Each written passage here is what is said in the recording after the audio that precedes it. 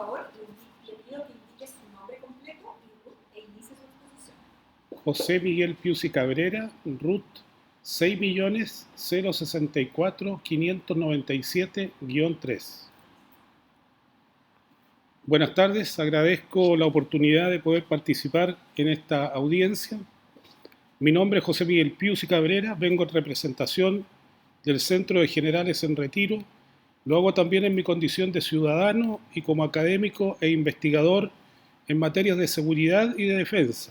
con especial dedicación a las relaciones civiles militares y a la sociología militar, con más de 35 años de experiencia obtenida al servicio del Ejército de Chile. Nuestra propuesta se centra en dos materias muy puntuales del anteproyecto de Constitución. La primera propone fortalecer la norma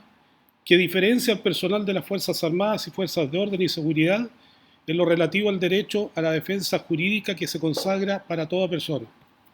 La segunda se refiere a la necesidad de agregar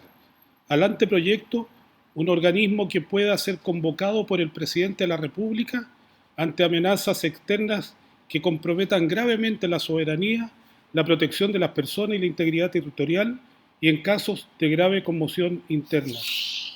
Paso entonces a explicar y a fundamentar cada una de ellas. La primera de estas materias se enmarca en las garantías y libertades que establece el anteproyecto de Constitución específicamente respecto a la defensa jurídica que se garantiza a todos los chilenos. El capítulo 2, en su artículo 6, inciso 16, inciso 6, determina que toda persona tiene derecho a la defensa jurídica en la forma que señala la ley. Pero seguidamente se especifica: tratándose de los integrantes de las Fuerzas Armadas y de Orden y Seguridad Pública, este derecho se regirá, en lo concerniente a lo administrativo y disciplinario, por las normas pertinentes de sus respectivos estatutos. Como se puede apreciar, al circunscribir solo lo administrativo y disciplinario de los estatutos, quedan excluidos los hechos que con ocasión del servicio se podrían originar y provocar acusaciones. Lo delicado es que al hacerlo así se omite que el origen de lo disciplinario y lo administrativo, la subordinación, el cumplimiento de órdenes, las jerarquías, surgen de las exigencias que impone la realidad en el cumplimiento de los actos de servicio, en las condiciones propias y singulares de lo militar y de lo policial al servicio del Estado. Como está en el anteproyecto, queda abierta la posibilidad cierta de que el personal militar y policial, ante cualquier imputación penal originada en un acto del servicio, no tenga una defensa jurídica especializada que garantice el debido proceso, por cuanto en los estatutos solo se consideraría lo administrativo y disciplinario. De hecho, esta norma, que es igual a la que rige en la actualidad, ha influido en que militares y policías hayan tenido que asumir su defensa como particulares por hechos ocurridos en o con ocasión del servicio. El profesor José Luis Sea, de esta universidad, en su Derecho Constitucional Chileno, tomo segundo, página 52, para la edición de 2012, hacía ver respecto a esta norma la existencia de una desigualdad que originaba la duda si ésta configuraba una discriminación que a su vez podía ser un privilegio o un perjuicio. A nuestro parecer, en lo tocante a la defensa jurídica ha sido un perjuicio. Es más, para corregir en parte esta deficiencia se han hecho muchos esfuerzos desde las instituciones armadas y de la policía. Hace poco más de un año, el Ejército y Carabineros firmaron convenios con la Defensoría Penal Pública para la defensa de su personal ante eventuales acusaciones o demandas penales. Sin embargo, como se ha dicho, el anteproyecto mantiene el precepto de la Constitución vigente y por tanto se pueden volver a repetir los efectos negativos que se han expuesto. Cabe mencionar que países como Alemania, Canadá, Estados Unidos y Francia, por mencionar algunos, tienen sistemas especiales de justicia militar precisamente por la naturaleza de las misiones y por las circunstancias en que deben cumplirlas. Por ello, como propuesta en esta materia, se sugiere cambiar el capítulo segundo, artículo 16, en su número 6, el texto que dice: este derecho se regirá en lo concerniente a lo administrativo y disciplinario por las normas pertinentes de sus respectivos estatutos, por el siguiente: comillas, este derecho se regirá para todos los efectos de la defensa jurídica por las normas pertinentes de sus respectivos estatutos. La segunda materia que se propone se refiere a la necesidad de contar con un organismo del más alto nivel que pueda ser convocado por el presidente de la República ante amenazas externas que comprometan gravemente la soberanía, la protección de las personas y la integridad territorial y en casos de grave conmoción interna. Para ello se propone agregar al texto la existencia de un Consejo Asesor Presidencial de Seguridad y Defensa Nacional, cuya función y composición generen una contribución sustantiva a la toma de decisiones en estas materias. Más de 60 países cuentan actualmente con órganos colegiados que contribuyen desde los más altos niveles a una visión integrada y holística de la seguridad y la defensa. Entre estos, España, Estados Unidos, Gran Bretaña, Francia y Brasil. El omitir la existencia de un consejo como está en el anteproyecto restringe la posibilidad de que el presidente de la República, frente a situaciones de suyo críticas para el país, pueda recibir formalmente bajo su convocatoria y en una instancia especialmente concebida la opinión de otros poderes y órganos del Estado, de los ministros que se requiera y de otras autoridades relacionadas con estas materias, entre estos los mandos de las Fuerzas Armadas y de las Fuerzas de Orden y Seguridad. Los estudios especializados en los últimos años en lo político estratégico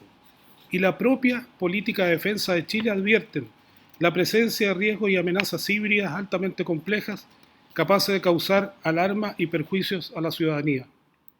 A lo anterior se suman eventos disruptivos que ya están presentes, como el cambio climático, la dependencia tecnológica, las pandemias y sobre todo los derivados de la competencia del poder y de los intereses que mueven a distintos países y organizaciones de todo tipo. Entre estos intereses están los recursos naturales, el agua, los minerales, ciertas posiciones terrestres, el espacio marítimo y, muy importante, nuestra posición estratégica continental que se proyecta hacia el Pacífico y hacia la Antártica. Por eso, cuando se hace referencia a los elementos tan importantes para el Estado, como la soberanía, la independencia, la integridad territorial y la seguridad de la nación, como está en el propio anteproyecto, es imprescindible tener presente que esos elementos constitutivos del Estado más la seguridad se deben hacer realidad en un escenario concreto, con las particularidades propias de nuestra condición geográfica y en una situación político-estratégico especial, con grandes potencialidades, pero también con riesgos que pueden afectar incluso el ejercicio de las garantías que establece el propio anteproyecto de Constitución. Es cierto que la tradición constitucional de Chile no consideraba un órgano de esta naturaleza en las constituciones previas a las del 1980. Tampoco fue así en el pasado en los países que hoy cuentan con esta instancia. Y tampoco era así en materias de derechos humanos, transparencia, medio ambiente y otras que sí incorpora el anteproyecto constitucional. La toma de decisiones en materias de seguridad y defensa requiere, hoy más que antes, integrar el aporte materias, integrar visiones y al hacerlo en forma institucional y con la transparencia que el mismo anteproyecto promueve, aporta al normal funcionamiento del Estado, contribuye a fortalecer la confianza de la ciudadanía en las instituciones y, muy importante también, genera certidumbre en quienes por decisión precisamente de la autoridad política deberán cumplir con las misiones más críticas propias de su condición de militar y de policía. Si se analizan con detención las dos materias que se han expuesto, y una sobre la defensa jurídica en actos de servicio y otra en cuanto a la existencia de un Consejo Asesor Presidencial, se podrá concluir que aportan en forma directa a la integración armónica de todos los sectores de nuestro país, contribuyen asimismo a la eficacia de la acción militar y policial y facilitan el desenvolvimiento normal de las relaciones civiles militares sujetas al control propio de un sistema democrático. Por último, y con esto concluyo, cabe hacer presente que la historia y las experiencias de otras realidades han mostrado que cuando no se ha contado con órganos formales que asistan en la toma de decisión del más alto nivel en materia de seguridad y defensa nacional, y si además los derechos tan sensibles como la defensa jurídica de militares y policía en acto de servicio no están debidamente garantizados, se afectan las vocaciones que requieren las instituciones armadas y las policías para su buen funcionamiento. Aún más, se puede llegar a comprometer la disposición personal que demanda el cumplimiento del deber, lo que impacta en la efectividad de las misiones y tareas de estas instituciones en el ejercicio de sus cometidos. Hechos como estos no serían comprensibles en nuestra realidad, por cuanto más allá de cualquier limitación, tanto las Fuerzas Armadas como las Fuerzas de Orden y Seguridad han estado siempre entre las más valoradas por la ciudadanía, la que siente y aprecia que quienes están en sus filas lo hacen motivados por servir al país y a todos los chilenos, lo que es un patrimonio que todos deberíamos cautelar. Terminado, gracias. Estimado José Miguel Giesi, en calidad de ministro de Fe, designado por la Secretaría de Participación Ciudadana, y la su presencia y participación en este acto significativo para el desarrollo de nuestra nueva Constitución. Les pido, por favor, Gracias, muchas gracias.